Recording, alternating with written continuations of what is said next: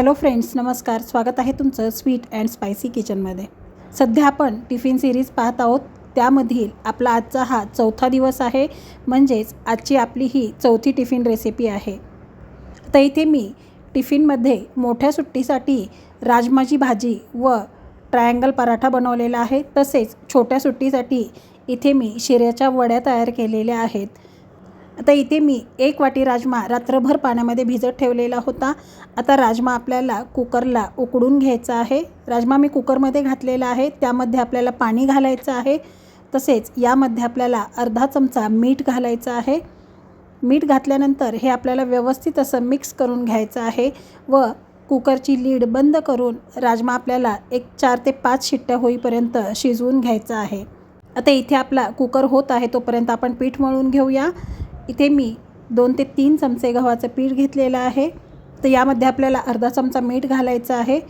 तर यामध्ये थोडं थोडं पाणी घालून हे पीठ आपल्याला मळून घ्यायचं आहे. चपातीसाठी आपण जसं पीठ मळतो त्याचप्रमाणे आपल्याला हे पीठ मळून घ्यायचं आहे. तर इथे आता हे पीठ मी मळून घेतलेलं आहे.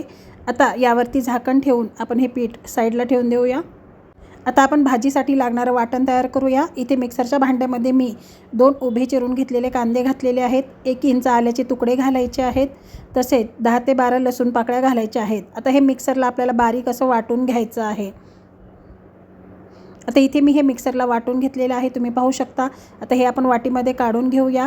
आता याच मिक्सरच्या भांड्यामध्ये आपल्याला 2 टोमॅटो घालायचे आहेत व हे चिरलेले टोमॅटो आपल्याला मिक्सरला फिरवून याची प्युरी तयार करून घ्यायची आहे. आता हे आपण मिक्सरला फिरवून घेऊया व याची प्युरी तयार करून घेऊ. इथे मी टोमॅटोची प्युरी तयार केलेली आहे. आता इथे आपला कुकरही थंड झालेला आहे. आता इथे तुम्ही पाहू शकता राजमा छान फुटलेला आहे, म्हणजेच हा राजमा छान असा शिजलेला आहे. आता राजमा आपण दुसऱ्या भांड्यामध्ये काढून घेऊया. आता इथे मी कुकर गॅसवरती ठेवलेला आहे. तर यामध्ये आपल्याला 2 चमचे तेल घालायचं आहे. राजमाची भाजी आपण कुकरमध्येच फोडणी देणार आहोत, कारण याला परत आपल्याला 1 शिट्टी होऊ द्यायची आहे. तेल गरम झाल्यानंतर यामध्ये अर्धा चमचा जिरे घालायचे आहेत. जिरे छान फुलल्यानंतर कांदा, आलं व लसूण याचं वाटण घालायचं आहे. आता या वाटणाला छान लालसर रंग येईपर्यंत आपल्याला हे परतवून घ्यायचं आहे. 4 ते 5 मिनिटानंतर इथे तुम्ही पाहू शकता वाटणाला छान लालसर रंग आलेला आहे. आता यामध्ये आपल्याला टोमॅटो प्युरी घालायची आहे व 1-2 मिनिटे आपल्याला हे परतवून घ्यायचं आहे. आता हे छानपैकी परतलेलं आहे. यामध्ये 1 चमचा धने पावडर घालायची आहे. तसेच 1 चमचा जिरे पावडर घालायची आहे व 1 चमचा लाल मिरची पावडर घालायची आहे. तिखट तुम्ही तुमच्या आवडीनुसार कमी जास्त करू शकता. तर यामध्ये आपल्याला 1 ते 1.5 चमचा छोले मसाला घालायचा आहे. आता हे सर्व मिक्स करून घ्यायचं आहे व हा मसाला आपल्याला 1-2 मिनिटे परतवून घ्यायचा आहे.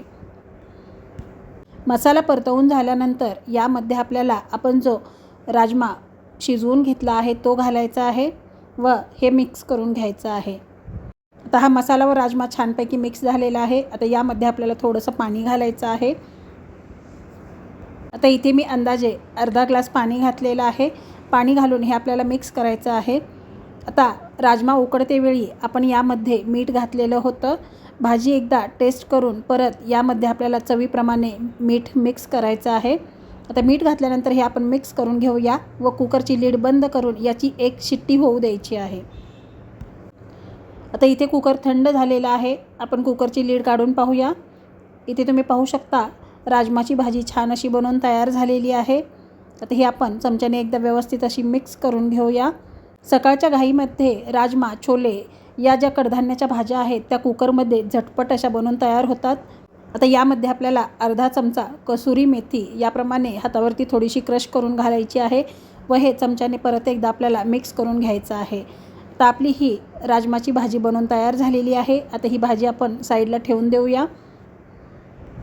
आता छोट्या सुट्टीसाठी इथे आपण आज शिऱ्याची वडी तयार करणार आहोत. त्यासाठी इथे मी कढईमध्ये 2 चमचे साजूक तूप घातलेलं आहे. 1 कप बारीक रवा घालायचा आहे. आता रवा आपल्याला 2 ते 3 मिनिटे तुपामध्ये खरपूस असा भाजून घ्यायचा आहे.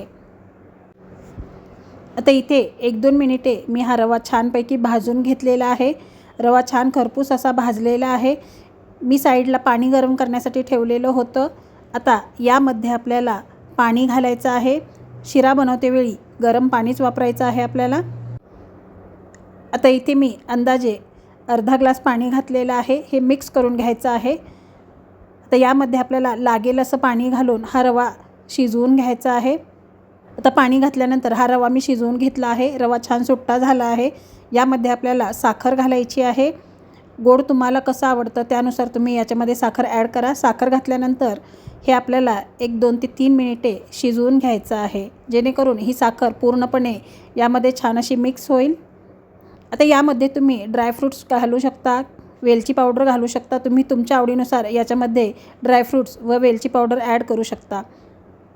आता इथे शिरा बनून तयार आहे।